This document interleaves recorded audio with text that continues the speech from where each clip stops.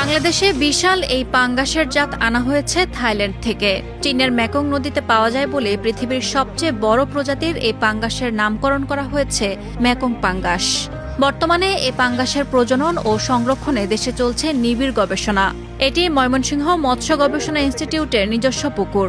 এখানেই গত কয়েক বছর ধরে এ মাছের জাত সংরক্ষণ ও বিস্তার কিভাবে করা যায় তা নিয়ে চলছে গবেষণা।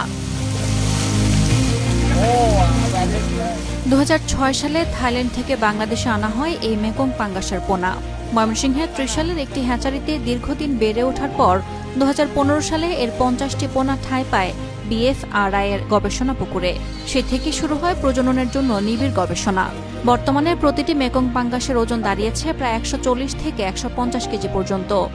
2006 সনে ত্রিশালের ex-MP জনাব রেজা আলী উনি 1 ইঞ্চি সাইজের 1000 এই মাছের পোনা নিয়ে আসেন এবং লালন পালন করেন।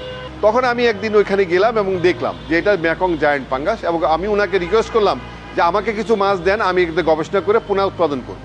এই মাছগুলো লম্বায় 3.5 মিটার এবং ওজনে 350 কেজি পর্যন্ত হয়।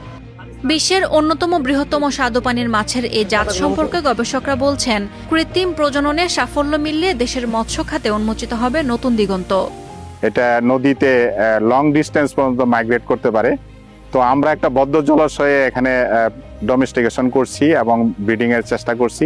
যে এই মাছটা যদি ব্রিডিং করতে পারি তাহলে মাছের উৎপাদন একই সাথে কয়েকশো গুণ বেড়ে যেতে পারে, কারণ একটি মাছ যেটা 100 থেকে 200-300 কেজি পর্যন্ত তার রেকর্ড আছে, এবং এটা পার ইয়ার 20 থেকে 30 কেজি পর্যন্ত গ্রোথ সম্ভাবনা আছে। বিজ্ঞানীরা বলছেন এ মাছের প্রজনন ঘটাতে বিস্তর গবেষণা প্রয়োজন। আগামী মৌসুমগুলোতে যদি কৃত্রিম প্রজননের মাধ্যমে পোনা উৎপাদন সফল হয়, তবে কেবল বাণিজ্যিক উৎপাদনই নয়, বরং বিপ্লব ঘটবে স্বাদ ও পুষ্টিতেও। মেকং পাঙ্গাসের যে পুষ্টিগুণটা বিশ্বব্যাপী সমুদ্রিত, এবং আমরা যদি এটা সাকসেসফুল হই তাহলে এটা পুষ্টিগুণ এবং সুস্বাদু অনেক বেশি হবে। আর যখন ওয়াটার কোয়ালিটি এবং ভালো খাবার খাওয়াবে তখন তার পুষ্টিগুণ স্বাদ অনেক দ্বিগুণ হয়ে যাবে। BFRI এর পুকুরে চলতে থাকা এই গবেষণা কেবল বিজ্ঞানীদের মধ্যেই সীমাবদ্ধ নেই, উৎসাহ যোগাচ্ছে তরুণ গবেষক ও শিক্ষার্থীদেরও। মাস্টার শেষ বর্ষের ব্যবহারিক অংশ হিসেবে আমরা মেকং পাঙ্গাস দেখার জন্য আসছিলাম, এবং এটা দেখে আমার অনেক ভালো লাগছে, এবং এটা এত বড় সাইজ হয় এটা আমাদের সত্যি খুবই আনন্দ দিছে। সো এটা মনে হয় যে ভবিষ্যৎ গবেষণার জন্য এটা আমাদেরকে আরো সামনে খুব উপকৃত করবে। এটা যদি আমাদের দেশের প্রান্তিক অঞ্চলগুলোতে এরকম পাঙ্গাসের চাষ শুরু হয় তাহলে আমার মনে হয় যে মৎস্য সম্পদ আমাদের অর্থনীতিকে অনেক দূর এগিয়ে নিয়ে যাবে।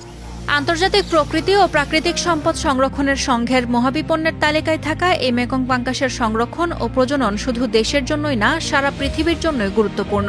কেমন আছে দেশের মেকং পাঙ্গাসগুলো? আমাদের ফিশারিজের ভাষায় আমরা বলি নো ফিডিং নো ব্রিডিং।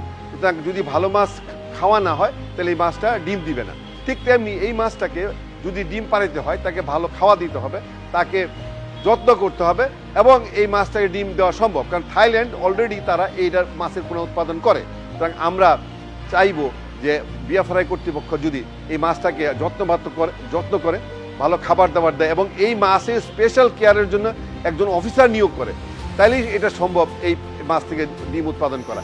দেশের বাজারে পাঙ্গাসের চাহিদা থাকলেও বছরে উৎপাদন হয় সামান্যই। মৎস্য পরিসংখ্যান বলছে 2024-25-এ মাত্র 4,35,000 মেট্রিক টন পাঙ্গাস উৎপাদিত হয়েছে। দেশের বাজারেই পাঙ্গাসের বিপুল চাহিদা আছে, আর প্রতিটি মেকং পাঙ্গাসের ওজন অনেক বেশি এবং এ মাছের উৎপাদন হয় বিপুল পরিমাণে। কাজেই দেশে মেকং পাঙ্গাসের চাষ শুরু হলে মৎস্য উৎপাদনের ঘাটতি আর থাকবে না।